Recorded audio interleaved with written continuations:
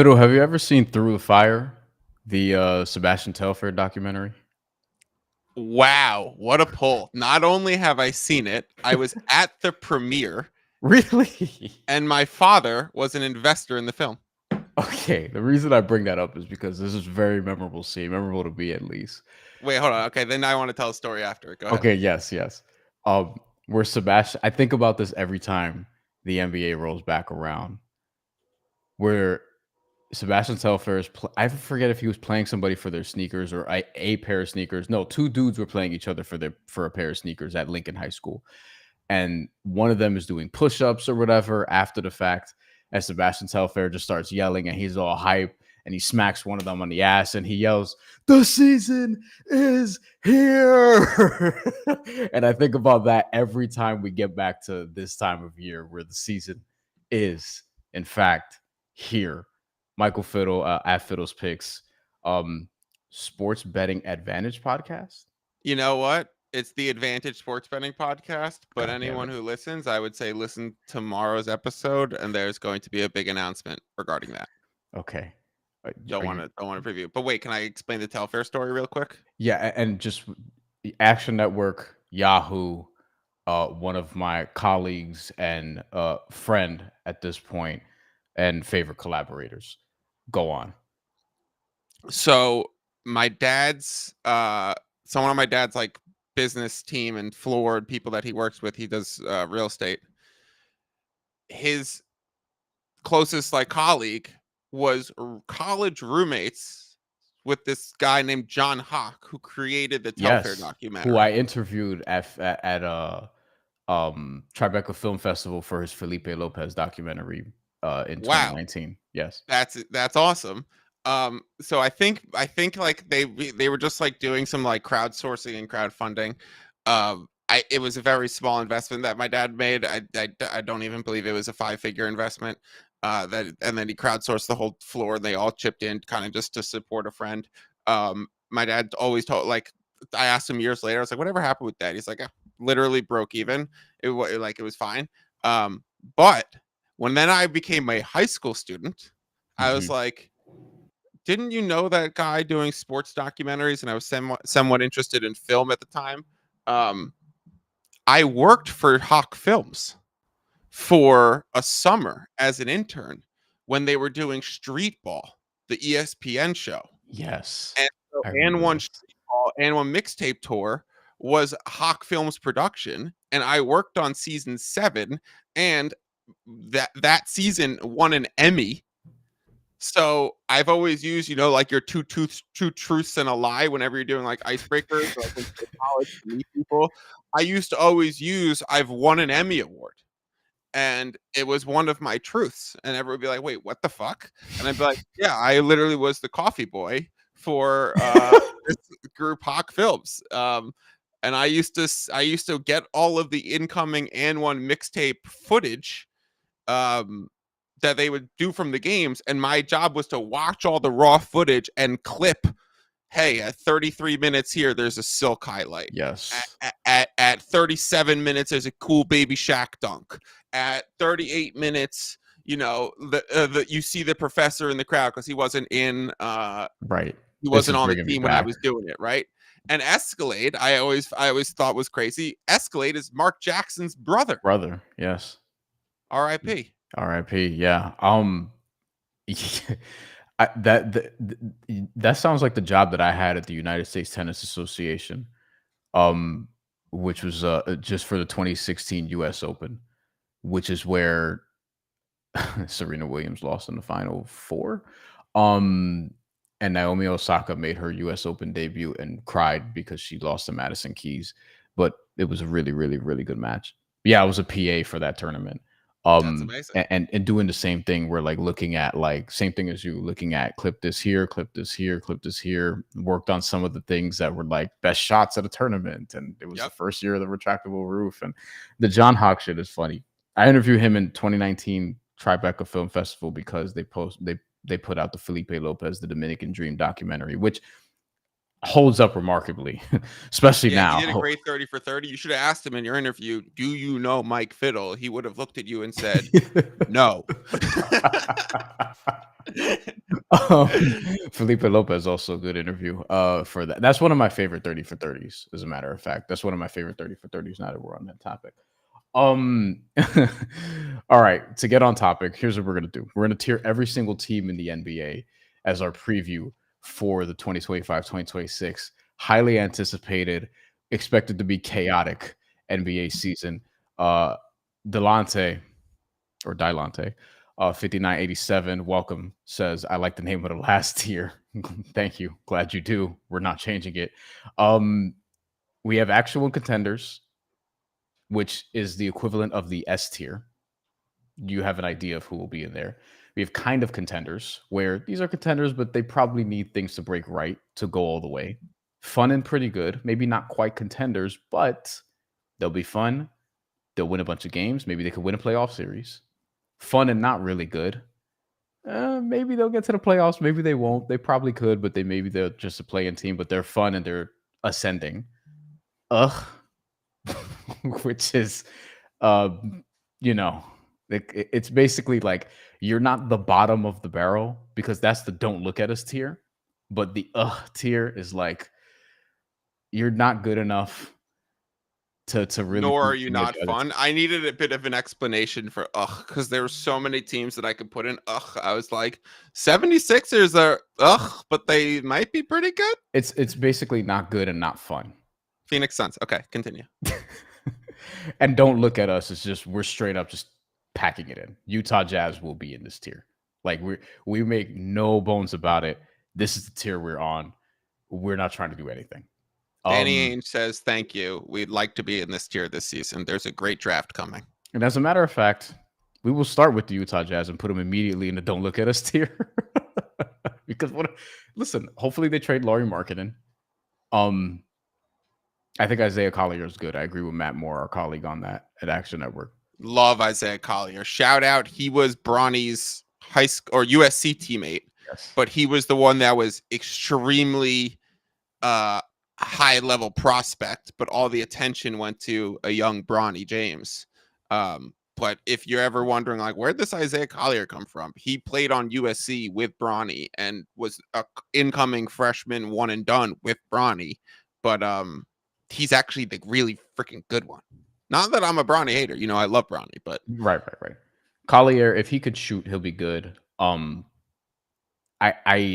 like his passing though. He's one of the better passing guards that we've seen coming out of that 2024 draft class. He was a late first round pick as well too, so he's under team control for a while. So the context won't be great, and he'll probably still turn over the ball 3 or so times a game if he has it a good amount. We'll see what happens with Ace Bailey. Also, I mean that's kind of interesting. I don't really know what to make of. There's been a report that he has tendonitis in both knees. oh, they're starting out already. Good for them. Yeah, he left the preseason game Tendonitis. against tendonitis both knees. He left the preseason What is he, game 18?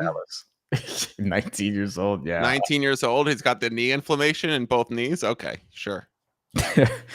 So yeah, don't look at the Utah Jazz much this year. Hopefully they trade Laurie Market into a good team. NY Sports Empire 29. Who's been here before, welcome back. Nice. I do plan to do an NBA tier list pretty soon. Curious to see what you think of these. All right. Oklahoma City Thunder, actual contenders. It's also an obvious one. We'll do that. Don't really need to say much about it. Yeah. They are a 63.5 win total. They are the number one ranked power rank team per market ratings. They are number one consensus across the odds. If anyone says they're not an actual contender, they don't know ball. And we've said this before about other teams, but this one is legitimate. The best chance to repeat, basically, since we say that every year. Since the other ones haven't repeated. Right. We know that. This order at the bottom, by the way, completely randomized. There are a couple teams that are just not in the screen because it's blocking them. It's a restream thing. But those are Boston, Indy, and Philly. We'll get to them. Next on this completely randomized list, the Chicago Bulls. Now, this is one that actually could require some debate. To me, I'm pretty clear on what they are, but I want to see what you think first. They're between fun and not really good, or ugh. It becomes a matter of, do you enjoy watching the amount of pace that they're going to play with, right? So they do have Matas, who was in the slam dunk contest last year, even though he didn't complete a dunk in his time, and I think got like a 0 or got like the lowest possible score. So maybe that's de facto their team. I'm personally, they're probably just a play-in bound automatic, 35 wins, and that'll make the ownership really happy. They have the biggest arena in the NBA. So like when they do get those, like if they get a home playing game, like they do make a ton of money off those little things. So if the organization wants to go for it, they're not horrendous. They're going to pull out some games against some good teams just because of the pace that they play with. It depends on your viewing. Like, what do you enjoy watching? Do you enjoy watching just pace and flying over the ball and some variance, or do you just enjoy watching, like, you know what, I'd actually rather watch someone who's got potential star power in the league? So I'm personally would put them in There's a fun and not pretty good case, but my initial reaction was and it's a matter of, can Matas Buzelis and Josh Giddey and Kobe White make this fun? And I think Nikola Vucevic won't. So, like, I personally would rather watch, Cooper Flagg or Dylan Harper, or, like, I'd rather watch someone who might become something like a real star in the league. And Matas was the number one prospect when he was or like a few years before his draft. He was like projected to be the number one overall pick. So like maybe he's got some juice, but he's probably just, a high level role player at best. Yeah. We'll go with the tier. And honestly, I don't know how much pushback you're getting from their fan base. They're pretty pissed off with ownership, and they're running back a team for the most part that wasn't very good even last year. And Isaac Okoro is on the team now instead of Lonzo Ball. I don't know what that's going to do. Brandon Anderson, who we work with, basically said they got another Patrick Williams, which I thought was funny, but also maybe he's not very wrong. Milwaukee. Speaking of the Midwest, Giannis Antetokounmpo obviously makes his team interesting. Miles Turner might be their second best player, probably is. And I'm nervous about the lack of depth and just the team overall. Like, I don't know if they're even a top 5 team at the East at this point, even though Giannis is the best player in the Eastern Conference. Fiddle, where do you put Milwaukee?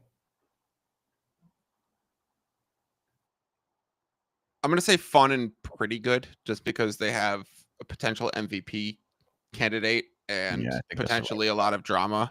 They do have the 16th best win total in the league coming into the season at 42.5, but it's juiced to the over. So you could say they're 15th, just de facto off the tie.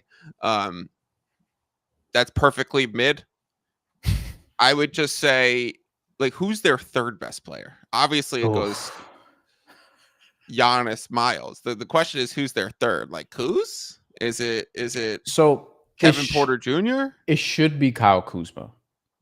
And I don't think he's as bad as where he was last year. I also don't know if he's as good as he was prior to that, because he was actually playing really well in Washington before whatever happened last season. And it should be Kuzma. I think if it's not Kuzma, that's a big, big problem. Because if it's not Kuzma, it might be Bobby Portis, or it might be Kevin Porter Jr. Oh yeah, it's Bobby Portis. I apologize for that. Do you hear they signed a third Antetokounmpo brother? Yes. Who, by the way, if you follow this channel at all, or even if you don't, I'm like a FIBA sicko, international basketball Fonseca. Sicko. Yes. Yep. Alex Antetokounmpo is not an NBA player. Respectfully, he's not even that good of a G League player. He was averaging 5 in the G League, and overseas in Greece and Montenegro, he wasn't even getting that many minutes. He doesn't even get that much playing time in Europe. So this is a Milwaukee, like this was pretty alarming to me. This was like the Knicks signing Chris Smith to appease J.R. Smith. You So I know, think you made an amazing point in our action Slack of like, hold on, no one's really talking about this, but he's worse than Bronny, and Bronny's a we lot better. remember like yeah, okay, so there's that, and I think this is the Bucks doing their best of the please stay. Yep. I want you, I need you, oh God, don't go. Begging Giannis. Yeah. Yeah. Like they're Benson Boone doing backflips. But fun and pretty good. 44 wins, something like that. 42.5 minus 145 to the over, call it 43. Yeah, that's pretty much where I'm at. So I think that probably gets you 5 or 6 in the East this year. Last year, Detroit got 44 and they were 6. This year, I think 44 might get you 5 in the East, but we'll see. New Orleans Pelicans. Whew, deep breath. This is probably fun and not really good for me because they have some fun players, but this could also be really, really chaotic because of like everything. But Trey Murphy's good. Zion's clearly good, but we don't know. We just don't know how much he's going to actually play. They have a chaotic center situation. Looks like Kevon Looney may start, which I think is the right move. Jordan Poole's there now. Like they have a lot of players who are actually like interesting. But I don't think they're going to be very good.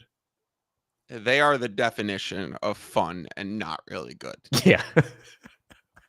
Give me all the Pelicans games I can handle, but don't have my money on them too frequently. They are 25th in win totals this coming into the season.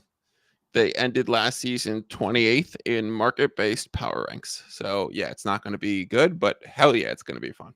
Yeah. Love Jose Alvarado for obvious reasons. I wonder if he's a trade piece. I could see like if a guard goes down on a contender and they need like a 7th or 8th man, like a backup guard who can defend, who can shoot. I could see like I see Jose Alvarado being on a good team at some point. I just don't know if it's New Orleans. There's a world where it is this year, but I think fun and not really good is their destiny. We'll see what happens with DeJounte Murray. TBD. Herb Jones is back. Yay. I think that's good. I think there are a lot of good fantasy basketball players on this team, but I don't know how it's going to gel at all. We'll see. I think Willie Green is a major hot seat coach as well. So I filled out a questionnaire yesterday for like just NBA, just what do you think is going to happen with the season? And Willie Green was unfortunately my first coach fired prediction. Fair. As we go through this, I'll think if there's a better one to put on the list. So far, definitely not. Like definitely of the teams that we've sorted. Yeah. Okay. The Denver Nuggets, actual contenders. Yeah. Yeah. I think this team is better. I think Michael Porter Jr. out, Cam Johnson in is better. Jonas Valanciunas in, Tim Hardaway Jr. we'll see. And I still have hope for Julian Strawther, Peyton Watson to be something, and Christian Brown is good. I'm of the opinion that the Michael Porter Jr. for Cam Johnson swap is pretty overrated and not better. But I do think the flexibility financially allowed them to bring back Bruce Brown and re-sign, and also bring in Tim Hardaway Jr. So I think rounding out the edges on that collectively is better than just having MPJ. But I would take MPJ straight up over Cam Johnson. Would you take him? Is this even as a fit in Denver? You would take MPJ over Cam Johnson? Because to me, as an individual, like if it's 1-on-1, then sure, Porter Jr. is better. But I think 5-on-5, I'd rather have Cam Johnson. And also culturally, I think I'd rather have Cam Johnson. You don't want Curious Mike in my locker room? But yeah, make the case. I want to hear this. I think MPJ is a great rebounder for a team that lacks a secondary rebounder, and he's better in that role. I think he's a better just straight up shooter. I think he's a better movement shooter. I think he's a better catch and shoot shooter. I think he's a better ISO scorer for when they, are Jamal's might be on the shelf and they need a secondary scorer. So I would rather have Michael Porter Jr. But again, collectively, Cam Johnson allowed them to bring back Bruce Brown and Tim Hardaway Jr. So THJ is another elite floor spacer, and Bruce Brown is another elite depth and second unit guy that could then float in the starting lineup and probably just maybe equal to or better for Denver than Russ was last year. And therefore, I understand it on the collective. Yeah, and it also costs like a first round pick that you don't particularly care about. It's very far down the line. And with Jokic saying he wants to be in Denver forever, that pick in 2032 is more likely to be, because I think the Nets were taking the shot of like, what if he goes somewhere in 2027, or like, what if he retires early? So we'll see, but it does seem like if Jokic is still there, then that pick will be a 20s or beyond. And given that they're, I think, better now, it's worth it just on the surface. Like especially if you could win a second title with Jokic within the next 3 years or something along those lines, 2-3 years. As far as games played, because Michael Porter Jr. famously the back issue, and he's been injured, but he's been out there the last couple of years. 77 games this past year, 81 the year before, 62 the year before that, and obviously limited to 9 before that, but. The 81 and the 77, he's only missed 6 regular season games from the last 2 seasons. Cam Johnson, 57 games last year, 58 games last year. Now, context. 25 the year prior, 17 the year prior with the Suns. Oh, well, combined, because he got traded that year. That's a combined one. So that's 42. Another one. He still missed half 42. The year. He still missed half the year. He's never played 65 games, 66, more than 66 games. Yeah. I think that's just I think everyone de facto says like MPJ has the injury risk. It's like Cam Johnson's is there, if not worse. Yes. Now, contextually, if he's on a better team, does he play more than 57 games last year? Maybe, but we don't know that. Yeah. Maybe, but we don't know that. Does he play 77? Probably not. Probably not. Now we'll see how that happens this year, or how that sort of unfolds this year, and. This will be a test, right? So you still have Aaron Gordon, and you mentioned Bruce Brown. We'll see what happens with Strother and Watson, but these are the types of dudes who are going to be required to step up in the event that Cam Johnson has to go down for another 20, 25, 30 games or whatever it is. So somebody else has to pop, and I do think they will. I still think Julian Strother could be like a knockdown. Like last year was his first year with real minutes. I think he could be a knockdown 3-point shooter, floor spacer. Who could come off your bench, maybe even be a starting 3 at some point of his career. The defense is where he needs to really like assert himself. And Bruce Brown has familiarity in that system, having won a title there. So, yeah, I think Denver's a for sure contender. Probably, I think, second best team in the league on paper right now, heading into the season. Maybe. Speaking of the Brooklyn Nets, they're next on our list, on our completely randomized list. Don't look at us. That one fits nicely.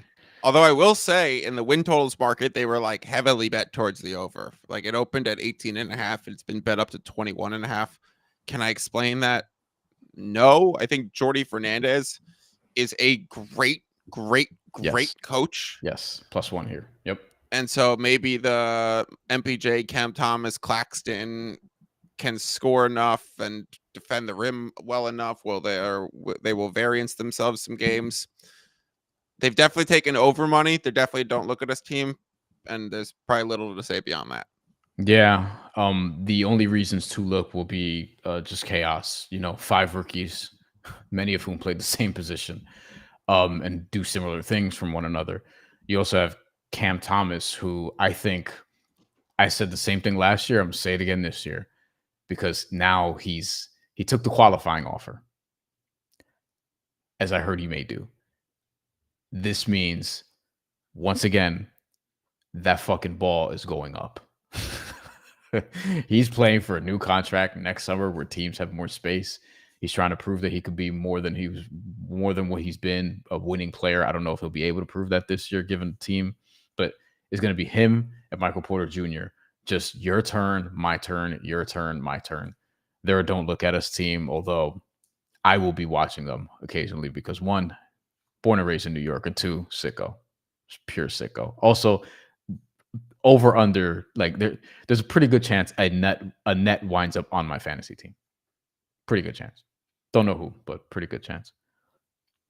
It might be Nick Claxton, but we'll see. Another candidate to get traded. Okay, the Knicks, team that I'm covering very closely. I want to toss this to you first. What do you think of this team? They are perfectly borderline between actual contenders and kind of contenders. I too am a lifelong New Yorker. However, I would put them closer to kind of contenders Interesting. than actual contenders. They are de facto actually a contender because of the weak Eastern Conference. Yeah. However, I do think the Cavaliers are definitely a step above them if healthy, which I think is a put in quotes for every team. Sure. But they are, where are they in win totals? They are 52? fifth best in win totals. 52.5. They finished last season with the 10th overall ranked power rated team by the market, which is like game to game. Are you going to be favorited versus this team on a neutral court? I think there's some issues with this team in a playoff format. Obviously, they've gained some depth, which should help, but it's a bit redundant in their style of attack. And so, like, how many kind of games can you grind out? Series can you win out like that? And then if they do get to the finals, whether that's the Thunder, whether that's Denver, whether that's the Clippers, whether that's the Wolves, whether that's Wolves, Houston, the Lakers, Houston, they're underdogs against all of them, even potentially with home court. So I have them closer to kind of contenders, but I understand they're actual contenders because so many people are coming into the season hurt in the Eastern Conference. Yeah, there's in the East, to me, a clear tier one set of teams, and it's just the Knicks and the Cavs. So by default, and I guess we'll loop the Cavs into this because I just mentioned them. The Knicks and Cavs, I think, go in actual contenders. I do agree both teams are flawed. I thought if they played each other last year in the playoffs that Cleveland would beat them. I think this Knicks team is better, and maybe they'll be better coached. I don't know, because Mike Brown has to prove that he's right for this team. I think philosophically, him playing depth, him potentially giving young guys a chance, him shaving off minutes for guys, going double big. I think these are all things that philosophically make sense. I do have some concerns about, among other things, there are health concerns. Mitchell Robinson's going to start. Now, he's not going to play big minutes. He'll play in shifts. I don't know if he'll play more than low to mid 20s in terms of minutes per game, but he's not going to play all 82. It's not going to happen. Karl Anthony Towns also has an injury history. Jalen Brunson's just a concern for me every season because of the way he plays. It's herky-jerky, it's high contact, it's a lot of usage, and it's still going to be a good amount of usage, although maybe a little bit less so in this offense this season.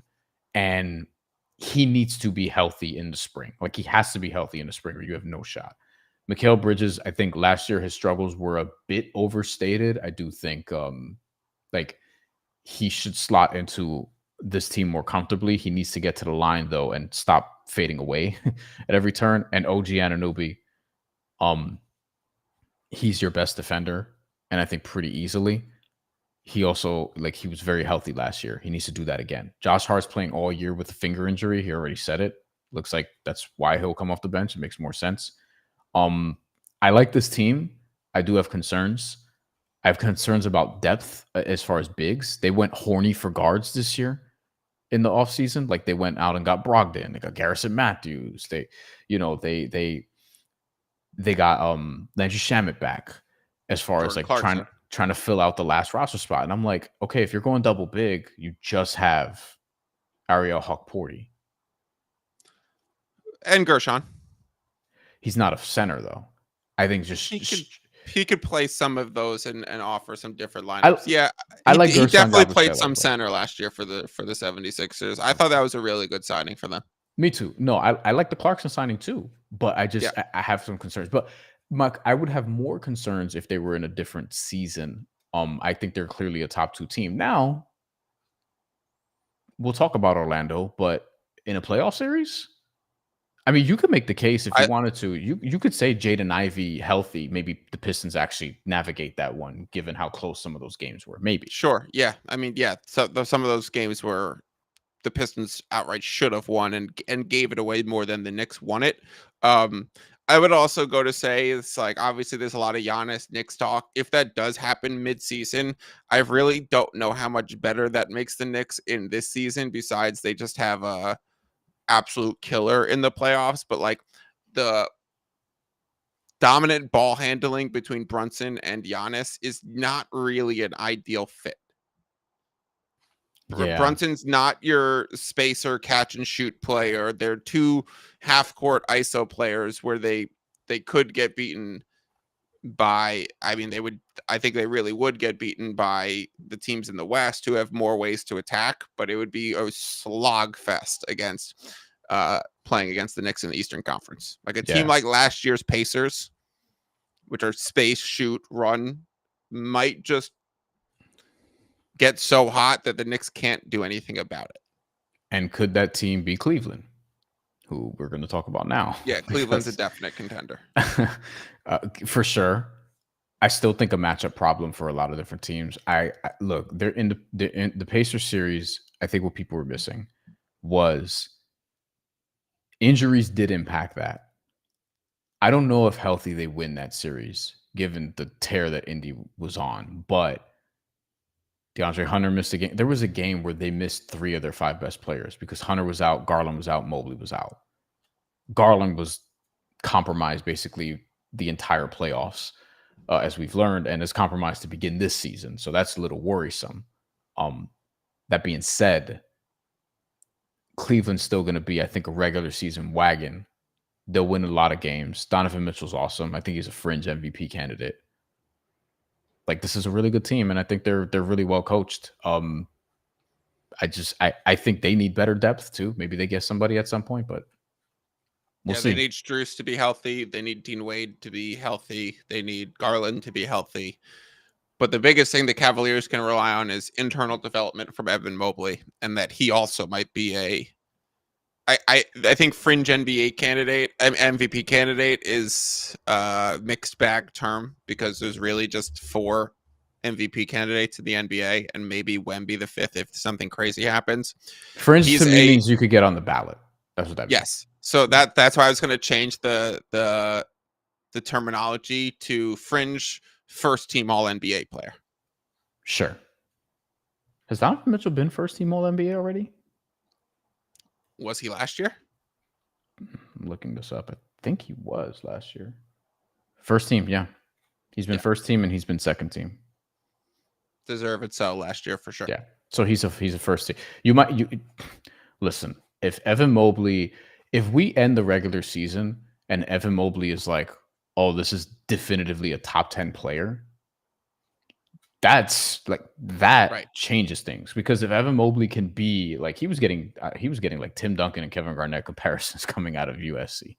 I don't know if he'll be that, but look, could they be a Lowry marketing team? Like, could it be Jared Allen and pieces, and it's bring back Lowry as flanked to Evan Mobley, and when you put Evan Mobley at the center, which they did against the Celtics in that series, 2 years ago, and Evan Mobley was amazing for those few games.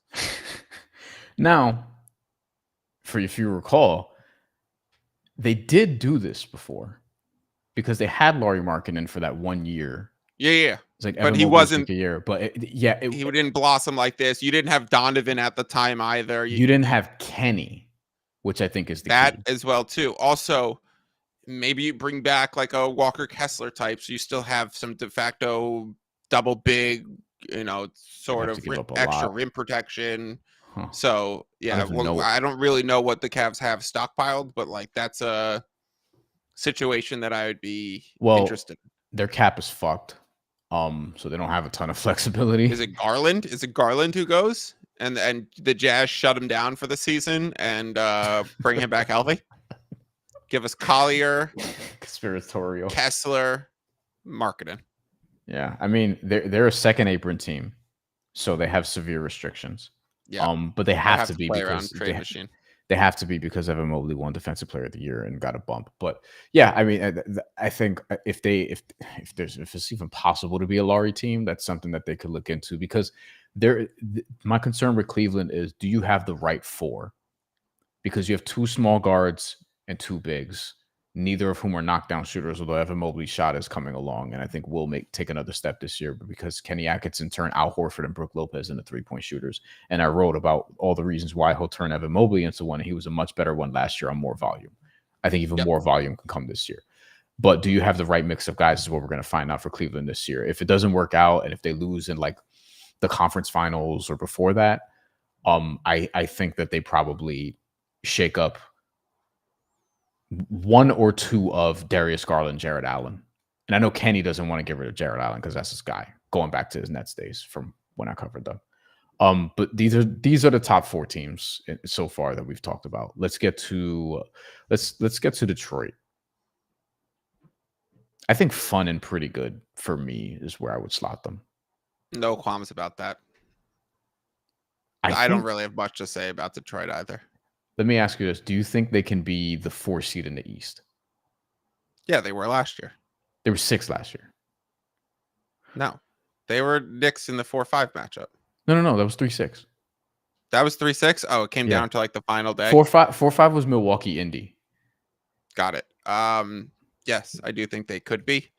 JB is a great regular season coach, and then questionable in the playoffs. If they get Ivy healthy, yeah, I definitely think they could be a top 4 seed, but I don't really know. It would take miracles. It would take health breaks. It would take some extraordinary circumstance to them to be even a genuine fringe contender. Yeah, it would be Cade is awesome and like fringe all NBA first team. And Jaden Ivey is most improved player, which is actually my long shot bet this year that I love. I have a Jaden Ivey most improved player ticket at like an insane number. Fine with that. Because if they're a 4 seed, that means Jaden Ivey probably is in that conversation and looks like, hey, can Ivy be like the second all-star to Cade? And then you have a bunch of role players around them who can do a bunch of different things. Jalen Duren also, who's good. I think good. Asar Thompson also, who actually might be the most improved player this year. Like Detroit to me is the 4th best team in the East in terms of where I project them heading into the season after these two we just talked about and another we'll talk about in a little bit. That's where I'm at. In terms of win totals, they are 5th in the East. Yeah. Makes sense. 44 last year. I think they'll probably be in the 45-50 range this year. 50 seems a little high, but they are 45.5 minus 140 to the over, so call it 46. They ended last season 7th in market-based power ranks.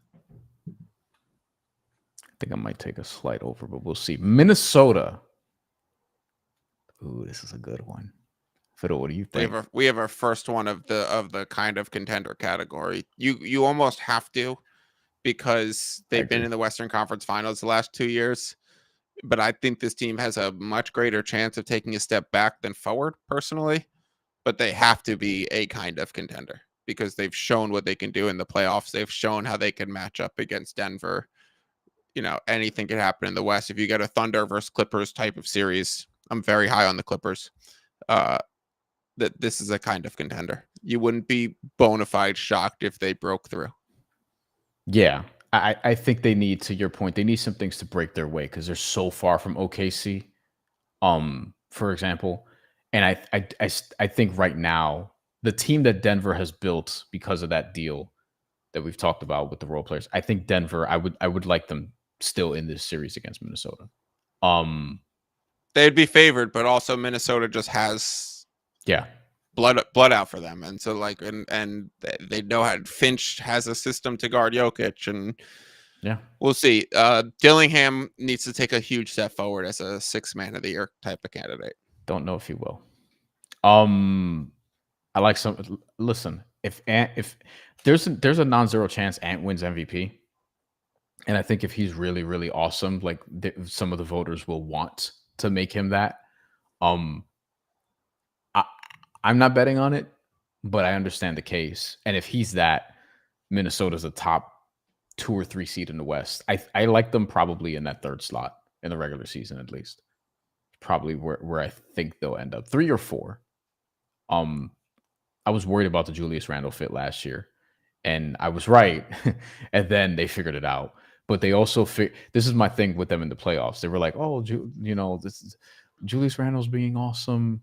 Whatever. And I was looking at who they played, and it was like they played the Lakers, who didn't have a center, and then they played the Warriors, who didn't really have a center. Right. Great matchups for them. Great matchups. And then OKC. LeBron and Luka were both hurt. Right. Steph got hurt. Like sometimes Jimmy you get got those hurt. breaks. Yeah, exactly. Like even when the Warriors ran through the West some of those years, they just faced everyone as they got hurt. So it's like sometimes the title breaks that way, and then you end up in the finals, and you beat Boston with a crazy Steph Curry game.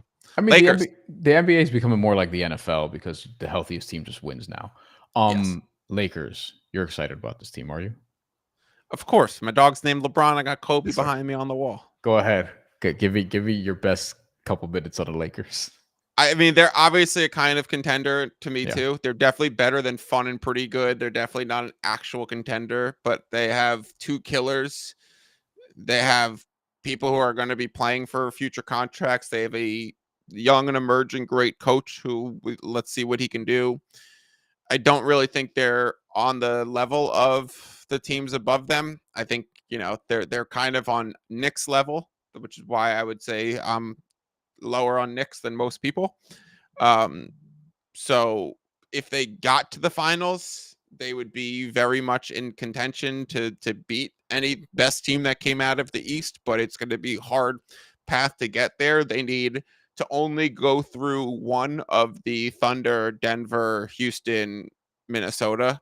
Like if they have to play 2 of those teams, it's hard to imagine they get through both of them.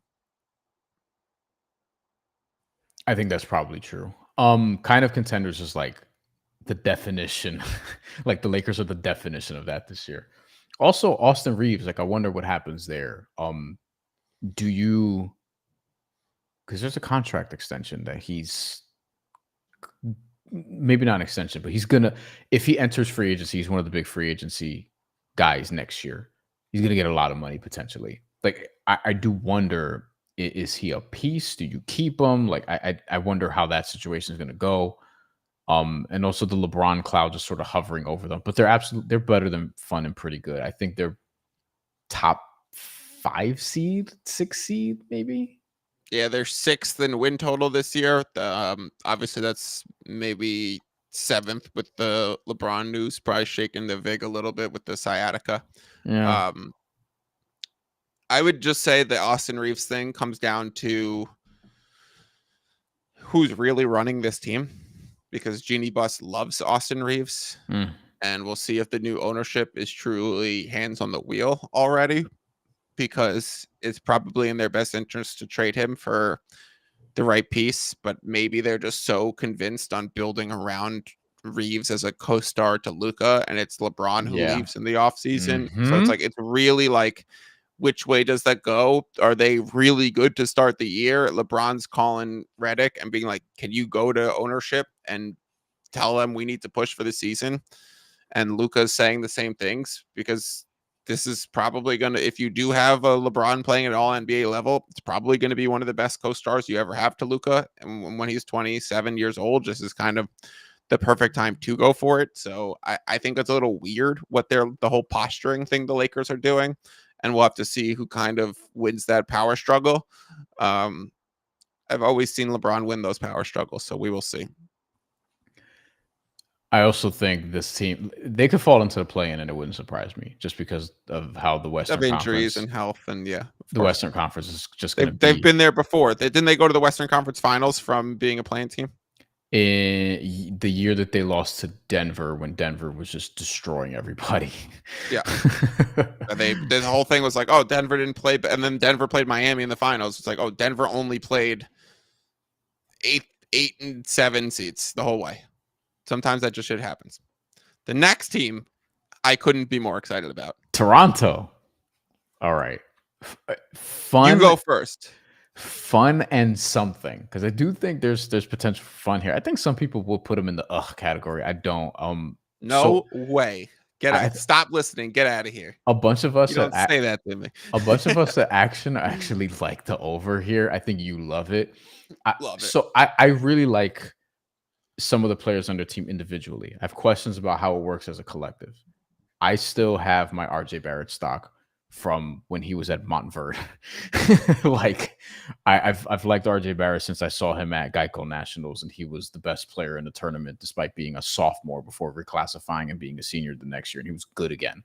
And this is a tournament that had like Jaren Jackson Jr., PJ Washington, like future NBA players, so on and so forth. And Brandon Ingram, the addition of him, I mean, it's interesting. Like I do wonder if they're going to space enough. Scotty Barnes, I think is good, but I don't know what I think of him as like your franchise guy. And Emmanuel quickly, like I do have questions about a lot of guys, but I think there's enough talent here for them to at least be like in the play-in basically, and that's kind of where I have them. I feel like you might have them a little bit higher than that though. I do. I think they could be a top 6 seed in the East. Interesting. And my case for them was number 1 on defense from March 1st on, second in defense in the second half of the year after the All-Star break. NBA is a copycat league. This team is a copy and paste version of OKC, but just doing it in a worse rendition, obviously. They defend really well. They try and push in transition. They generate a ton of turnovers on defense that they turn into those transition opportunities. In the half court, their emphasis on defense is defending the 3-point line. And in the half court on offense, their emphasis is getting the ball to an ISO score. So I think Brandon bringing in BI is that nice fit to elevate the half court offense. And I think otherwise they're going to be pretty damn good. They have a good coach. They were second best in the league last year, only behind OKC in against the spread metrics. So they showed they could hang with every team, and then they would play weird lineups for the last 5 minutes, and they would slip some games that were wins into losses, and I think everyone was happy about it. But they covered the spread, Brian, over 59% of the time. Yep. The second best in the NBA. We were betting Raptors a lot last year. I remember the only one that was better was OKC at a 60% clip. So this team showed they can compete with anybody on their schedule, and they either got better or stayed the exact same, and some of those variant spots will go their way. So the rest of the East got worse around them, and they probably got better, especially with BI going to actually play this year. This team's going to be pretty good. So I would say fun and pretty good is exactly where I have them. I would not be surprised at all if they're outright better than the Bucks. I don't think they're going to be better than the Pistons, but they definitely could be better than the Bucks, and they're head and shoulders above New Orleans. The other thing that helps you here is just the injuries last year, where the lack of availability, I think, is why people are just kind of like, along with the potential fit, are like, I don't really know. But Scotty Barnes, 65, that's still 17 missed games, which is roughly a month or a month plus of games, but 65. So he reached whatever requirements he needed to reach. If he does that again this year, I think you'll take it. RJ Barrett missed 24 games. Jakob Porto missed 25. Grady Dick, potentially fringe 6-man of the year player contender. He's gotten some bets I've seen. Emmanuel quickly only played 33 games. Grady Dick played 54. So up and down the roster. And there was also, a trade where like Davion Mitchell was out. There was a little bit of a shakeup there. Now you're adding Brandon Ingram, who actually hasn't played yet, in terms of regular season minutes for the team because he didn't play with them last year. But I do think there's something to, hey, there's enough talent here to put together a team that's in the low to mid 40s in terms of wins. That's at least a play-in team. And if you do low to mid 40s, you might be at least a 6 seed. And I can't say that they're not really good. I know last year they weren't, but this is going to be a better team this year. And now, I think they should be a Giannis team. Yes, I made this case on buckets too. I think they should be a Giannis except team. if Giannis actually asks out, that he's probably going to get what he wants, which probably isn't Toronto. But they have all of the assets and the infrastructure to do Kawhi 2.0. And if they did get Giannis, they'd have it for this year and the following, considering what he's locked in under contract for. So they'd have a year and a half to use him through 2 playoff runs. So yeah, I would be very interested with that situation. And I think to qualify for fun and pretty good, obviously you need to be fun.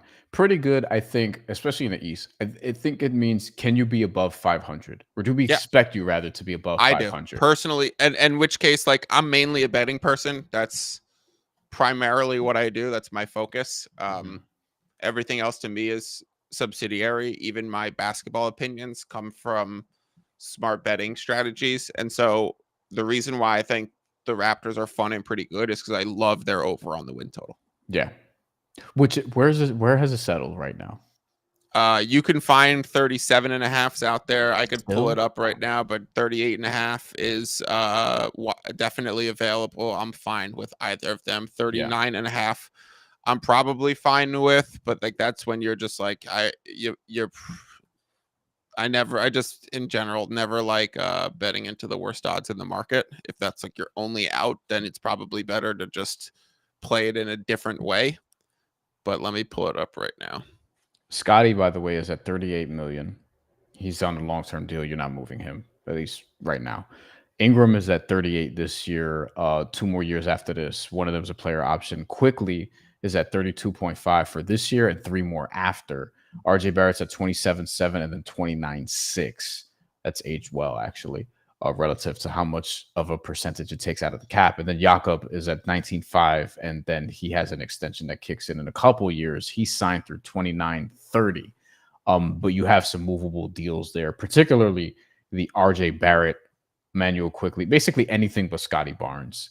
I think is, if we're talking about a potential Giannis thing, like you have stuff to potentially make it work. But all right, let's actually try to. I don't know how many teams we're gonna breeze through. Let's actually try to breeze through some teams. We'll go out of order here. Washington, are they a don't look at us team, or they're a team, or they're fun and not really good team? Let's knock out some that no one's gonna care about us talking about, and figure out the ones that are still relevant and interesting. Like Washington's a don't look at us team. Are you sure? For sure. Okay, yes. okay. They might be fun and not really good, but I don't think they're gonna be fun yet. They'll be fun. If they're fun, they'll be fun until like January. They're not maybe. I like Trey Johnson. Phoenix is probably a perfect definition of ugh. Yeah, I agree. I don't know what to make. If you really like watching a lot of physical basketball, I think they're going to be a very physical team. So maybe that's of interest to you. The Kings are probably an ugh also. They might be a don't look at us team, but they're probably an ugh. Yeah, I think they'll have more wins than people expect, but I don't think they're going to be that good. I think they're going to be sub 500. I don't think they're going to be fun either. So yeah, I would say they're an ugh team. Who else do we want to breeze through?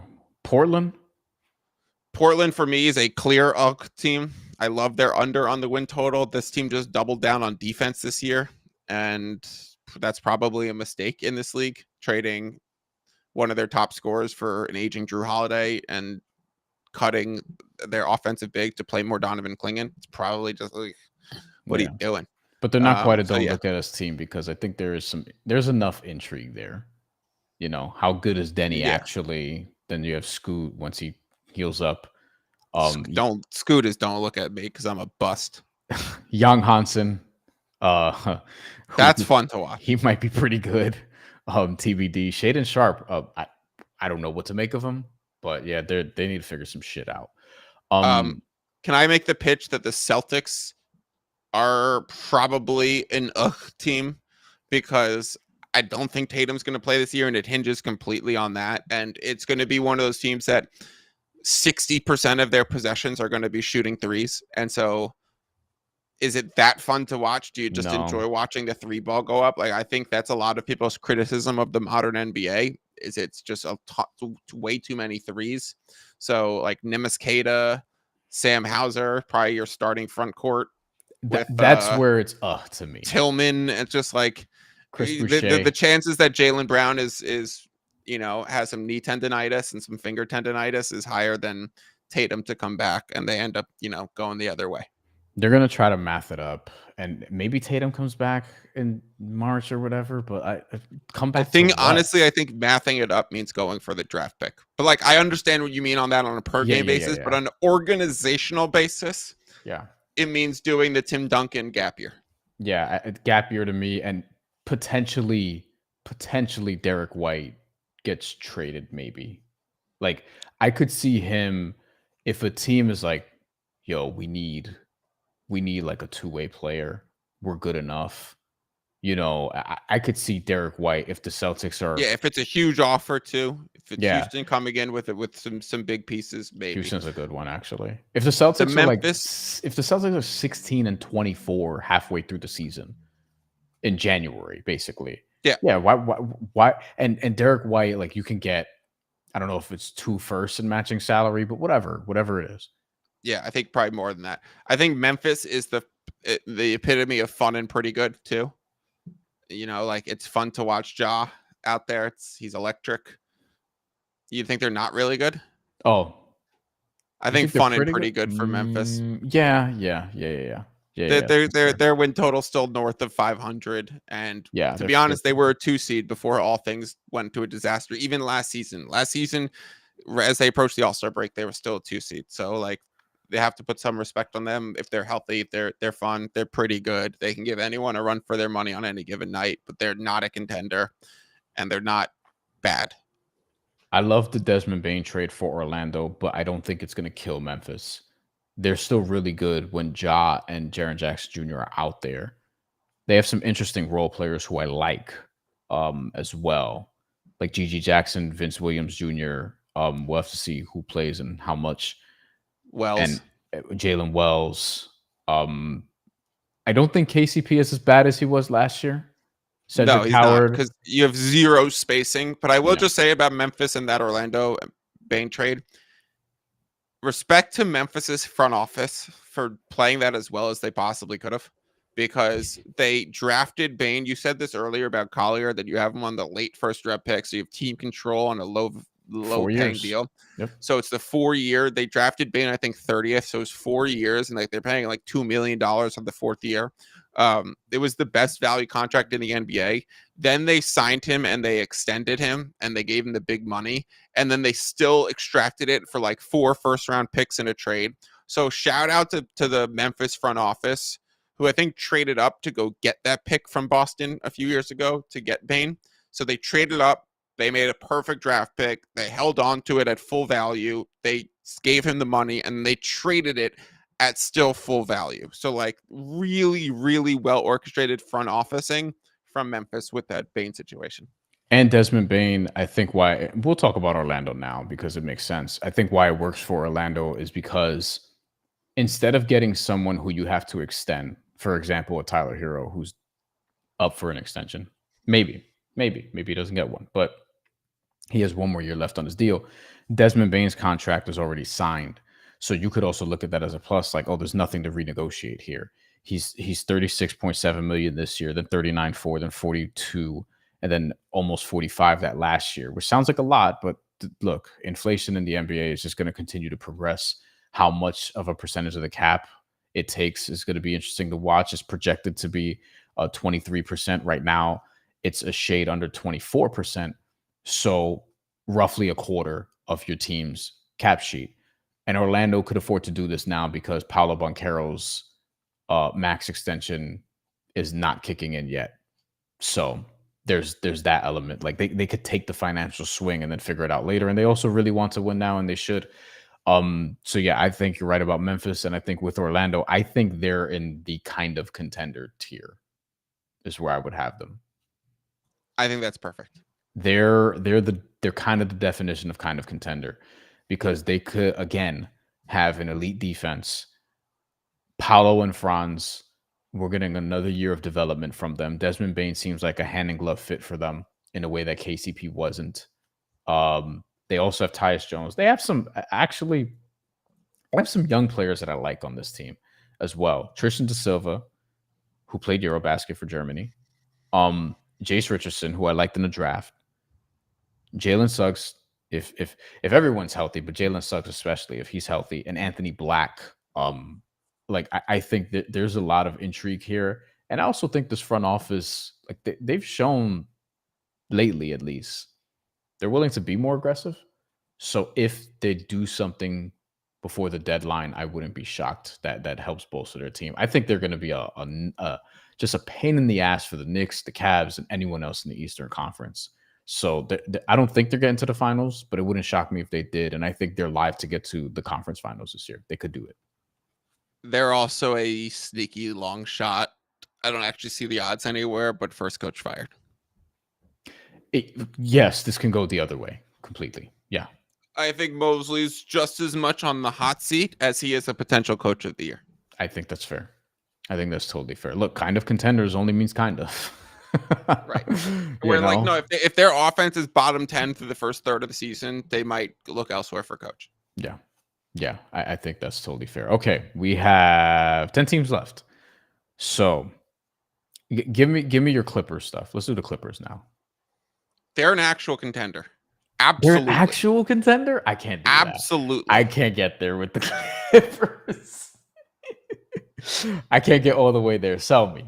They were favored in the games in Denver. I never thought they were going to win that series. Sure, but the betting market gave sharp Clippers action pre-series. They were 6.5, 7-point favorites at home, and they were -1.5 when they were in Denver. So then they got better this offseason. If you're saying Denver got better, then the Clippers got even better than that, bringing in Chris Paul back, trading Norm Powell for John Collins and getting Bradley Beal, and then bringing in Brook Lopez. Like, this team has 2 starting lineups. They are great coaching. One of the, like, between Ty Lue and Jeff Van Gundy running the defense, amazing on both ends of the floor, amazing game planning. We'll see what happens with the Kawhi situation, but like, still an owner that will do everything possible mid-season to try and win. So they're absolutely an actual contender. They have a better chance of winning the NBA Finals than the New York Knicks. They would be favored over any team in the Eastern Conference, home or away. Are we sure they're going to get to at least the second round of the Western Conference playoffs, though? No, like, you never are with Kawhi and James Harden, but like, that's kind of, I guess, the same story as the Clippers, but this is the best Clippers team they've had in a long time, and they are very good.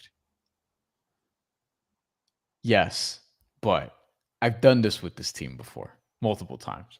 And as a matter of fact, I'm probably more of a, like, I'm very much a James Harden playoff atheist. Like, I love Harden. I'm like, the Harden's actually better than D Wade. Don't at me. I'm definitely not that guy. Beal, I just don't know. I can't put them in as actual contenders, because while I do agree they'd be favored against the Knicks in the finals, I don't know if they'd be favored against the Cavs. They'd be favored against the Knicks in the finals, I think. Actually, I don't know. I don't know that. I don't know that because of just the Knicks being the Knicks. You know what I mean? They would for sure be favored against the Knicks. Maybe, but here's the thing. If you look at the end of year power ranks last season, I could pull it up right now. Here's the issue. Clippers were 5, and the Knicks were 10 the second to last week, and 13th the very last week. So if you're looking at them on a neutral court, it says that the Knicks are a 3.8 point underdog. I think they'd get a lot of handle leading up to whenever that final. Here's the thing too.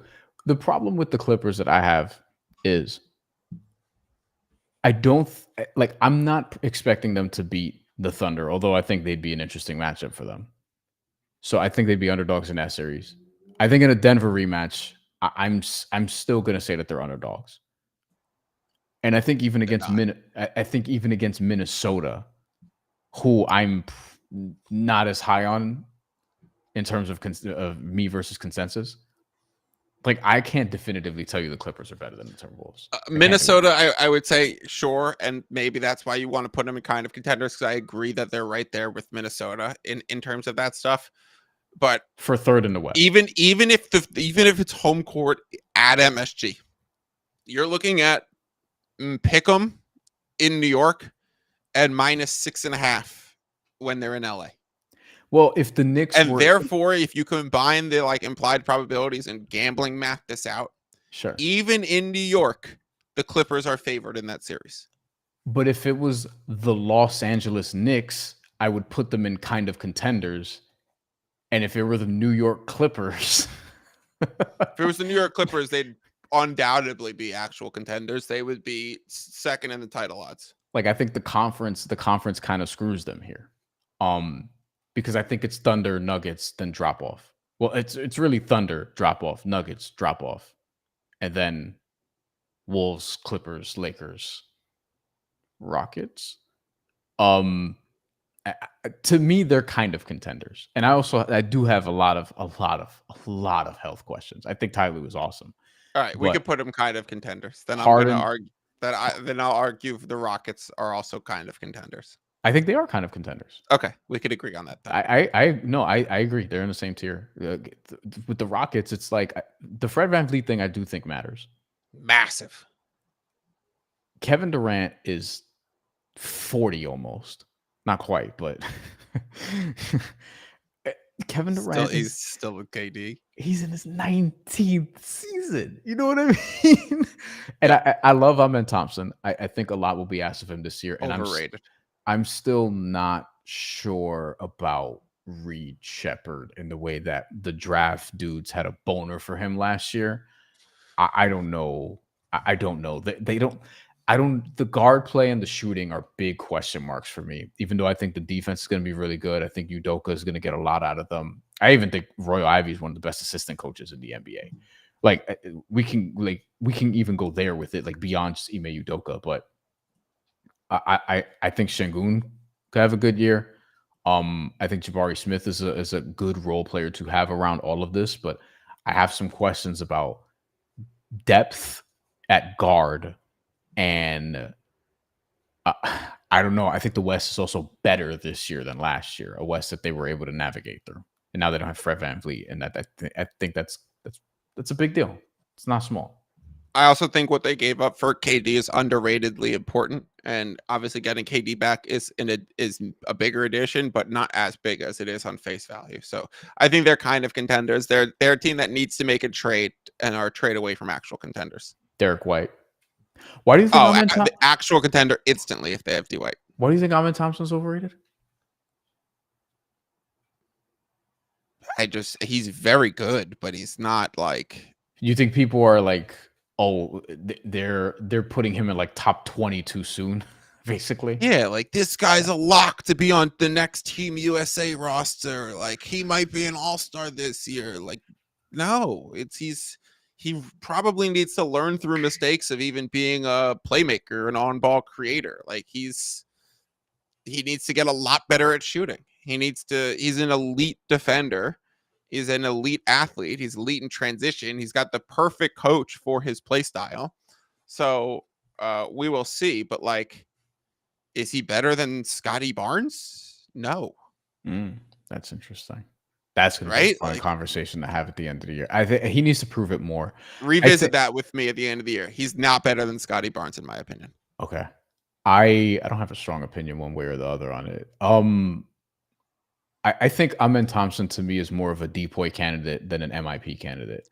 Would you agree though that the whole consensus talk around Amen right now is that he's better than Scotty Barnes? It's gotten out of control a little bit. That's Yeah. my point. That's Yeah. why I No, think he's overrated. It's gotten out of control. And I think the responsibilities that he's going to be thrust upon with Van Vliet is exactly his weakness and what the Van Vliet type covers up. I'm like this with Spacing, playmaking, ball handling. there's a number of players I'm probably like this with. Like, y'all feel that about this person? Like, Reed Shepherd is actually one of them on a lesser Right. scale. Like, people are just penciling him in for, whatever it is in terms of averages, and like, oh, he'll do a lot of what Fred VanVleet did. And I'm like, I don't know about that. It'll look good some nights, but yeah, they're kind of contenders also. That being said, again, if these were the I don't know, the Baltimore Rockets, and also if Fred VanVleet were healthy, I feel better about them. Let's do. Oh my God, all these teams might require some elaboration. Let's do the Pacers. Are the Pacers fun and not really good, or are they actually like a little better than that? Oh, worse than that. Really? They're an team to you? Yeah. So I think they can still be fun because of Rick Carlisle, the way that they'll play offense or whatever. But I don't. Without Tyrese Halliburton, I mean, I don't know. They also got rid of Miles Turner and they're replacing it with Isaiah Jackson and Jay Huff. Jay Huff. Like, you have to think without that, now all of the attention goes to Siakam. Like Mathurin, you talked about fantasy basketball earlier. Mathurin's going to have one of those monster years where he's Cam Thomasing and putting the ball up and playing for a contract and whatever. Like Jonathan Kuminga East. Nemhard's going to have some woes. Like, all of their advanced stats are good. When you look at like what's Nemhard's offensive ratings in non-Halliburton minutes, right? And it's like, oh, he's plus 6.7. I don't know if that's the actual number, but it's definitely a plus at a decent number. But when you understand it in context, that's going against second units, right? Now you're thrust into lead playmaking against all first units and leading a team for an 82 game season and playoff run. There's no chance for this team this year. So I think they're one of those. I think they're closer to Celtics, and being a Siakam has knee soreness in February and he's not playing much, and they're playing for, and if they get a sick draft pick this year and they're in the lottery and they get nice in the lottery in a great draft, and then they're the best thing that they can do is get a great draft pick this year. Because I got my way on the Clippers, I'll give you your way on the Pacers. I think they can be fun and not really good, but I'm not like. And people call me a Halliburton hater. I'm not. I just bet to get ahead of the market, and they were consistently bet against in the market. And this is Halliburton respect to say they're without Halliburton. Yeah, and I'm not.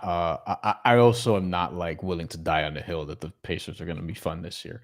Like I like Andrew Nemhard, but he's been efficient, but he also hasn't been what he's tried to be in the playoffs in any regular season. And then defensively, ever. That responsibility, if you have that much offensive responsibility, it's too much to ask for. Yeah, like I like a bunch of the players on this team, but I'm not confident in Johnny for a few minutes yet, but we'll see. I do trust that. Look, maybe this is the best coach in the NBA, and they all of a sudden become like a 6 seed. But I don't know. I think maybe they're a play-in team, maybe. In this Eastern Conference. Speaking of maybe they're a play-in team or potentially better than that, the Miami Heat. Hard to rank. This is they're not much to say about them, but they're. I'll tell you what, the fan base would say they're Agreed, and I wouldn't call them fun at all, but they're between and actually pretty good, right? Like they might be pretty good just because the coaching and some of the infrastructure, but yeah, they're probably just an team and not much to say. Yeah, and they could also be fun and not really good. So it depends. This is kind of an eye of the beholder thing, because I think Spo is a fringe coach of the year candidate this year. If this team can be like a 5 seed, 46 wins, Mike Brown got it with 48 in the West. 46 wins, 47 wins. Their win total was at 36.5 forever. It's climbing up now because a lot of people in the NBA have been talking about like, oh, we kind of like this team. And then the fans are like, they haven't won a game in preseason. The last time they haven't won in preseason, they were a 15-win team. And it's like the Cavs were winless in preseason last year. Denver, the year that they won a title, won like one preseason game. Tyler Hero's hurt, and they have Norman Powell, so like you might be fine for until Tyler Hero gets back. Agreed. Bam has a knee contusion; he'll be fine, and I think Bam is in for a bounce back here. I think the Jimmy stuff weighed on him the most. Bam had a knee contusion so he could go to the WNBA finals. We all know it. All I want this he got it after, but yeah. All I want to is Bam to do this with his jersey this year. And roll it 17 times like Asia and have the most wrinkled jersey in the NBA. Yeah, the only celebrity couple that I. What if Bam comes out with a leg sleeve and wrinkled sleeves, wrinkled shoulders on his jersey? Just come out like Asia. It'd be sweet. Why not? Yeah. Look, I think Bam's in line for a bounce back year. I think the Jimmy stuff weighed in on him the most because Jimmy he jimmied last year. And Bam is the guy that has to answer to the media. Bam is the guy that's like the torchbearer for the franchise now. Bam is the guy that shows up to everything and does all the events. And Jimmy doesn't do any of that. And they clearly, I mean, you saw the eye to eye, the face to face that they had when they played each other, and Bam dunked on him and all these different things. Like there's clearly some stuff there. And Bam is also one of these guys in the NBA where it's like, how do you dislike him? You know what I mean? Like he's one of those guys that seems to get along with everybody. I'm high on Nikola Jovic. I don't know if he's like a most improved player candidate, but I've looked. I've gave it a look. You know, I toyed around with the idea, but I think he could be good, like a Hedo Turkoglu type of player. He has to be healthy too. Andrew Wiggins, don't know what to expect. Norman Powell, I think, is good. Tyler Hero, I think last year was good, but I generally don't think that they should pay him like too much money if they're going to extend them. But I think there's a world where Spo just has one of those seasons. Spo hasn't been Spo for 2 seasons. Now there's some personal reasons as to potentially why, and then the Jimmy stuff. But Spo hasn't been Spo for 2 seasons. And if Spo, this feels like a Spo can return to form type of year, then maybe that's the case. But I also think there's a world where they're like a 30-win team. Nothing goes right. They can't create offense. They can't shoot.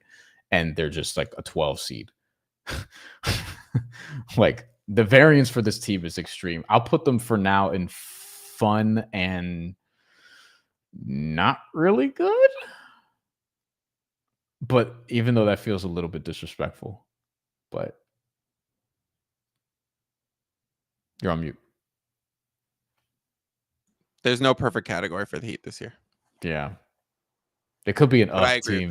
They could be an team just because like they're better than the teams in but yeah, I agree. I feel like they're better than New Orleans too.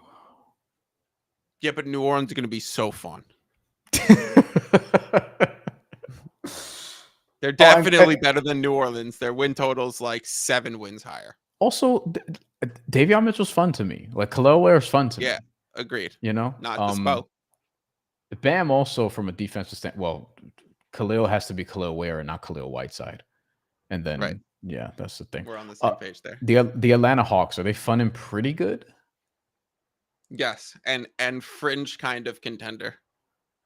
I find so I was really high on this team, Fiddle, and then I was like, okay, 47 and a half wins is too rich for my blood at this point. And now I'm like, the trade contracts, like that could linger throughout the year. And then the injury stuff with maybe KP and Jalen Johnson, which are big deals to me. Like I'm worried about this team, although I do think they're talent-wise a cut above the Heat. But I could see a world where the Heat end up better in the regular season. They won't be better than the Hawks in the regular season, but I also think it's some of the most overrated offseason moves, the KP and the bringing in Alexander Walker, because I think they're both going to be coming off the bench.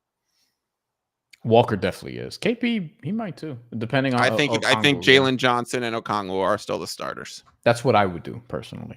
And Risa Shea is probably still the starter. Maybe you put Johnson down to the 3 and start KP. They're flexible. They can play in different ways. But they have depth for the right times. So they might be pretty good. They might sneak into kind of contenders with the right breaks. Like, could they beat the Knicks in a series? Yes. Yeah. Could they beat the Magic in a series? Yes. Could they beat the Pistons in a series? Yes. So like de facto, because the East, they might be interesting, but they're not that good. Higher ceiling, yeah. It's funny because like This is because like I'm kind of contradicting myself a little bit because I think the Heat could be like a little bit better than a couple of these teams, namely Milwaukee, Yeah, um, they could be better than the Raptors too. and the Raptors. Their win So total is not better than any of those teams, though. It's right, like significantly lower. I think the floor is just lower. Like all of those other teams have higher ceilings. Yeah. So But Miami's also Miami's also a Giannis destination. If Giannis asks out of Milwaukee and the Milwaukee's like, at least give us a list of 3 teams to talk to. should I put Miami's them in on that fun? list. Should I just put them in fun and pretty good, or is that too much? It's too much. But you love the Hornets, so let's have you talk about the Hornets. The Hornets I'm putting in fun and not really good. Yeah. They're not an team to me. I think, listen, I'm on the over again because I like losing money on the Hornets. I did an alt to 30 wins. That's going to win. I mean, I don't know if the alt's going to win, but the win total over is going to win. I took it at 25 and a half. I feel good about it because it's gone up since. I also took an alt for the play-in, which is like 800. I was just a crazy number. I was just like, why not? You know, it's like, what if I'm really right? It's totally fine. Yeah. Because it's like basically like. Do you know what the alt 30 plus wins was odds wise? 190, maybe. Okay, sure.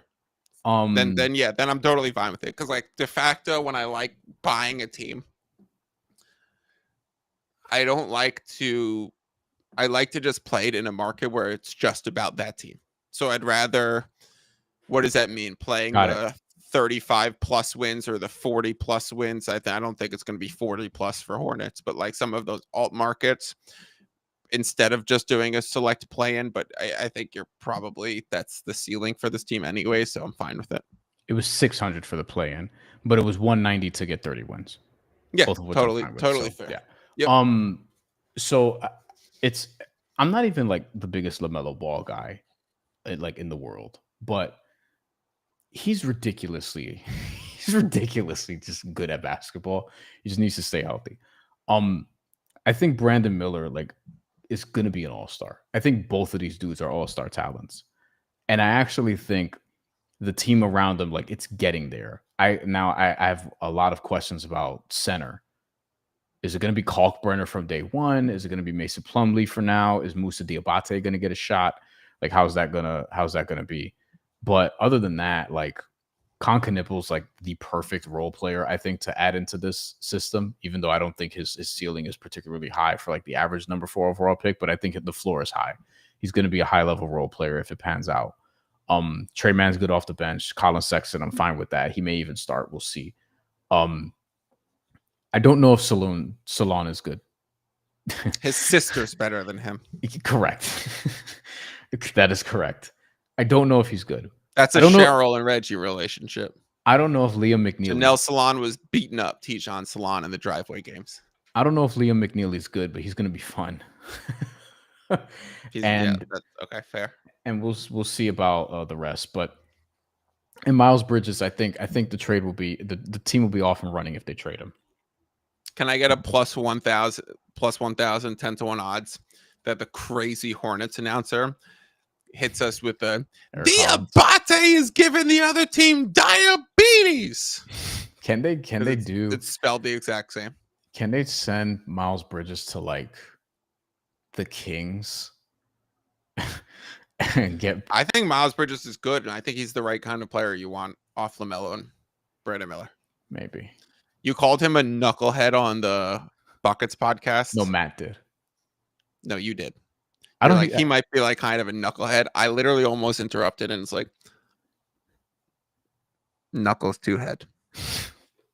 Jesus Christ! I was so close. Also, I had to hold myself back. Also, Grant Williams might come back this year, and I love Spencer Dinwiddie, but that's biased, just purely biased on that. Yeah, I think Charlotte's fun. They're gonna get their over. They'll hopefully be healthy and get 30-something wins. I think Charles Lee's a good coach, and I think they can make the play-in if everything breaks right. That's it. Can I make the case for the next one?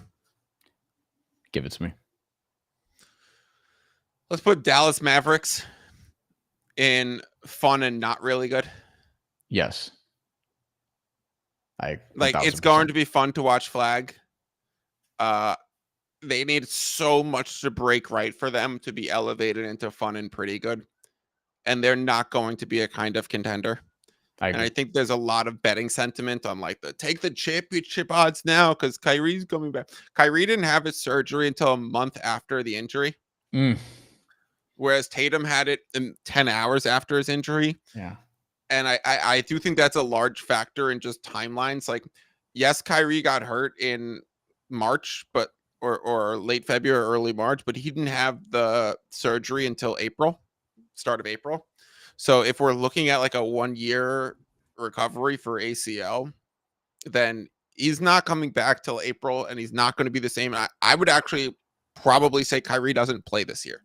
So I just don't think they're going to be that good, and I think it's going to be more of fun to watch flag and some highlights that emerge, but they're not going to be that good. They're going to be underdogs a vast majority of their games. For a 33-year-old smaller guard in his 15th season who has an injury history, on top of all that with Kyrie Irving. Yeah, and I think they're going to prioritize the next season. Yeah, as they should, and I wonder what that means for Anthony Davis. But if you can't trade him, like you're really gonna do all that and try to sell people on the Luka deal, like you can't do it.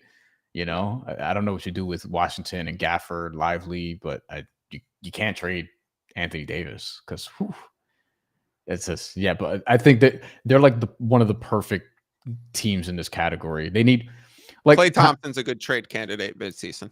It's kind of like so Dallas should not be better than Memphis, but if they were, I probably wouldn't be stunned because I'd be like, John Jaren missed a bunch of games again, or one of them missed like a lot of games. So they can be in a better category. They just need more to break right. And I think, like, for example, I think Miami can be better than a couple of these teams, like I said, but they need more to break right than some of these other teams who have higher floors. So I think Dallas is in that same boat. And I think Dallas is going to be, or should be better than, I don't know, but is going to be, should be better than like the Suns and the Kings, or at least one of those teams. Yeah. But we'll see. Yeah. But they're definitely more fun.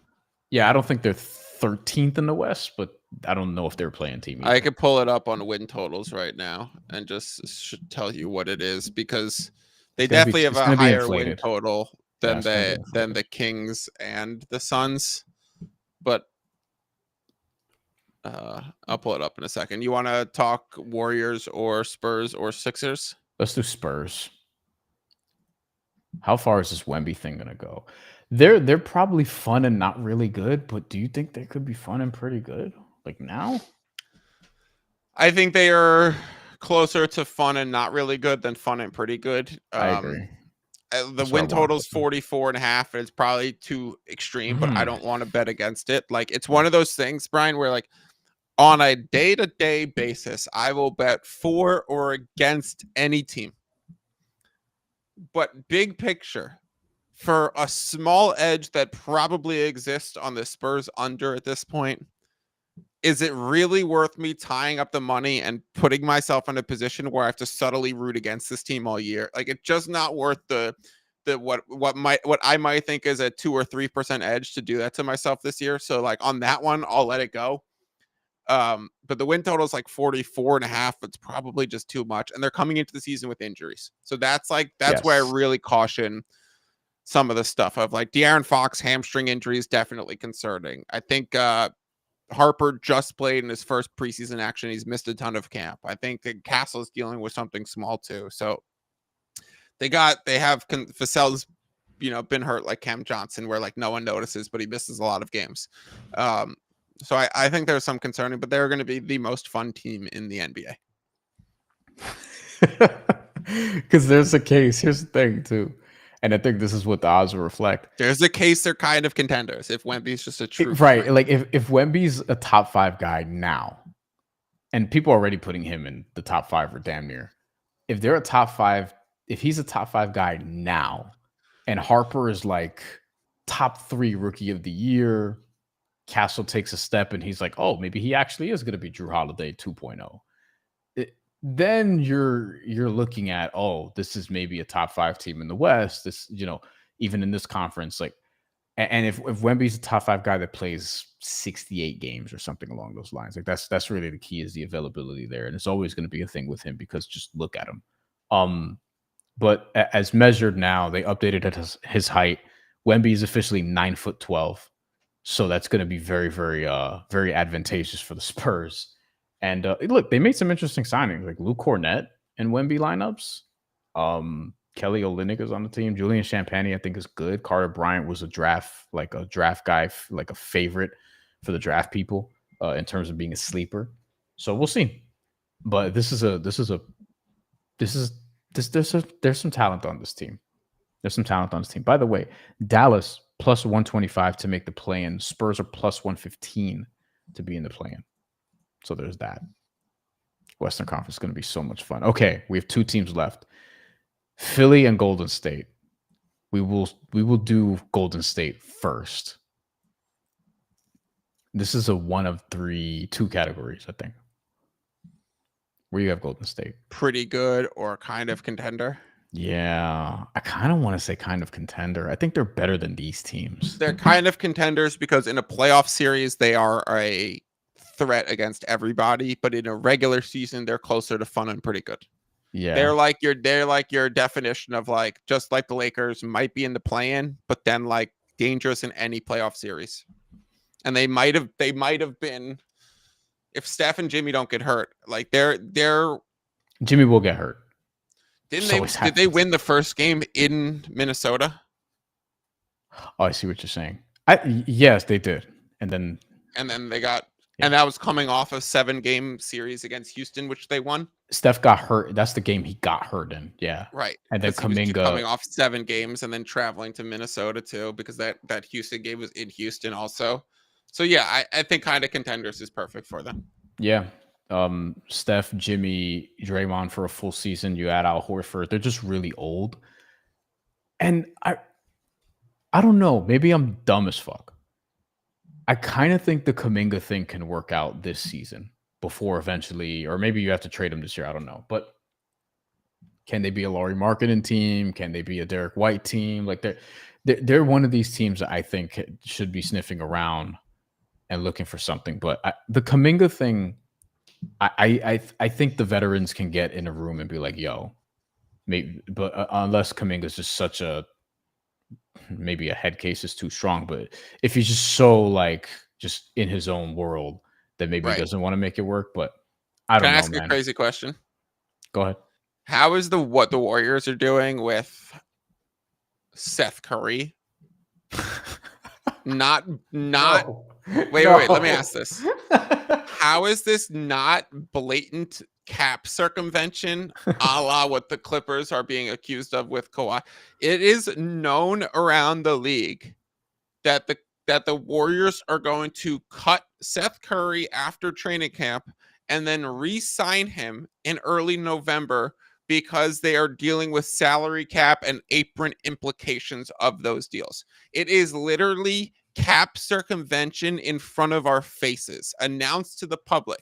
Seth Curry will not sign with any other team because we are going to re-sign him in November when the rules change, which then allows us to re-sign him and then not be in the apron situation that we would otherwise be in if we signed him preseason. I get it's like above board and known and not like under the table and like through a potential sponsor or whatever, but this is, if there's anything of like, I know this stuff happens above board in the NBA all the time, but like that is salary cap circumvention. I think it's a rich get richer situation. The NBA is just like, look, Golden State is just like, what are the rules? Okay, we're going to play the game this way. Rules are always going to have a workaround, especially in businesses in this country. I think that's really what it is. And I also think because it's Seth Curry, people are just like, oh, it's cool. Steph gets to play with his brother. They don't really care. I don't know how much of an impact Seth Curry's going to have, but I'm looking forward to the Currys playing together because I thought should have done that. Kind of contenders, and I think, as you said, a threat to compete with basically anyone, and we'll see what the whole season of Jimmy on that team looks like. They were 30-11, I think, in regular season games with Jimmy. Jimmy still, even though he's not like I don't think he's in this peak anymore, but I think his peak ended probably in the 2023 finals when the Heat lost to Denver. But he's still really good and still very impactful, and is going to be more impactful next to Steph. Like, Yep. because Steph is Steph still, which is ridiculous. And Draymond's gonna. I mean, they have just so like high IQ over there. They just need a little And bit more Horford's a punch. great signing too. Yeah, yeah. Podziemski, we'll see what he can do in this season. Podziemski, he's still at the Valkyries games. Philadelphia. Oh, good lord. This is the team that can be in the most category. They can be in any of these categories. If you really like, I'm not going to For put them real. in actual contenders, but they can. You could argue they could can be be. in any of these categories. They're the only team in the NBA that can be in any of these categories. Yep. And for that reason, we should put them right next to the Miami Heat. Fun and not They're really just good. they're the reason why I think they're right next to the Miami Heat is because I don't think they're fun, but I also think they're pretty good. So I think they like kind of toe between two categories, or a category that we don't have of pretty good and not fun, where then it becomes, you know, like the Heat and the 76ers are kind of pretty good, but also not fun. I think It's not going to be fun to be a fan of the 76ers this year and deal with the injury report. The NBA said, we gave you some of the most national TV games this year. You are in the top 3 sharpest decline in national spotlight games. Fuck your injury reporting. We're not dealing with that on primetime. Tyrese Maxey is one of the most fun players in the league to me. I love him. I love him so much. I think he can be like, he can be maybe an A1 guy or very close. Yes. Like he's awesome. And I think if you told me today they figured out a way to get rid of Embiid and Paul George and Maxey was like the guy moving forward, I'd be like, great. Like absolutely great. I love VJ Edgecombe. He was my favorite player in the draft. I don't think I don't think he's gonna be better than Cooper Flag necessarily, but he's my favorite player from the draft. From when he was in high school here in New York at Long Island Lutheran to when he was in the Olympic qualifying tournament for the Bahamian national team, trying to dunk on everybody in Spain. He's going to be really fucking good. The shooting I have questions about, but the athleticism, he's pretty good feel. I think his passing will come along. He's an off guard, but I think if he can knock down an open 3, he's going to be in great shape. And the rest of the roster is a big question mark for me. How much of the Quentin Grimes stuff is real? Is Paul George really cooked? Is Joel Embiid really cooked? That's the big one. And, you know, how many of these role players are going to be like helpful? Like the Adem Bonas of the world, for example, who I kind of like. So, yeah, I don't know what to do with this team. They can win anywhere between 53 and 17 games. Like, they have the most variance of everybody. Last year, I was fading them heavy. This year, I'm not going to do that with as much confidence. I played their over on their win total because I just think they're being priced at their not disaster floor, but like their full injury mitigation floor, where like I think they could get more benefit of the doubt and actually get more games played from some of their main guys than what to be expected. So I think they will be favorites in more than half their games. Last year I had their under. I had them to make the play in, and then when I saw how things started off, where I still got decent value, I added to miss the playoffs. Nice. Well done. And I had championship. I had over. I had it. I had the exact opposite. But now this year I feel like it can. Like if Joel Embiid plays 50 games, I think that's good. That means they're probably a playoff team. If assuming Maxey can give you like 70 plus, and Paul George is an absolute ass. But I don't know. But these are our tiers. We did it, Fiddle. We have in the actual contenders tier, as expected, OKC, Denver, Knicks, Cavs. Not necessarily the top 4 teams in the league because of conferences. If this was just you play, 1 to 16 instead of 1 to 8 per conference, this might be a different actual contenders lineup with mostly teams out west. Kind of contenders with Minnesota, Lakers, Orlando, Clippers, Houston, Golden State, as expected. Western Conference heavy. So basically, our top 10 teams, we have 3 from the East, 7 from the West. So one of our kind of contenders will be in the play-in, maybe multiple, who knows. Fun and pretty good. Eastern Conference heavy, Milwaukee, Detroit, Toronto, Atlanta, Memphis. Fun and not really good. Maybe there's a kind of contender here. You have New Orleans, Miami, Philly, Charlotte, because I insisted, Dallas, and San Antonio. Then in the category, you have Phoenix, Chicago, Sacramento, Portland, Indiana, and Boston. And they don't look at us tier as expected: Washington, Brooklyn, and Utah. I think this is perfect. I really like how our fun has Zion, LaMelo, Cooper Flag, Wemby, and Spo. Yeah. And Embiid and Maxey and LaMelo, Edgecombe and McCain's TikTok. He'll be back at some point, I think. Oh yeah. I also that was said in positive. Like, his TikTok is legitimately fun and entertaining.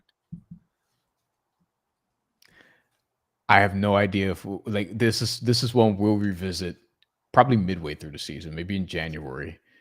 We'll be like, all right, we're halfway through. Let's see how we did. Yeah. I'm gonna let's do that. Let's do around save it, and then let's do it around like the All-Star break of let's reflect on what we did and not re-rank them, but comment back on this list. That's Fiddle. Follow him at Fiddle's Picks, Action Network, Yahoo, and his podcast, which he kind of somewhat indicated might have a different title, but we'll see. There is a very large announcement coming tomorrow. Stay tuned for that. And if you liked what you heard, or even if you didn't, subscribe. We'll be back on the channel probably with something else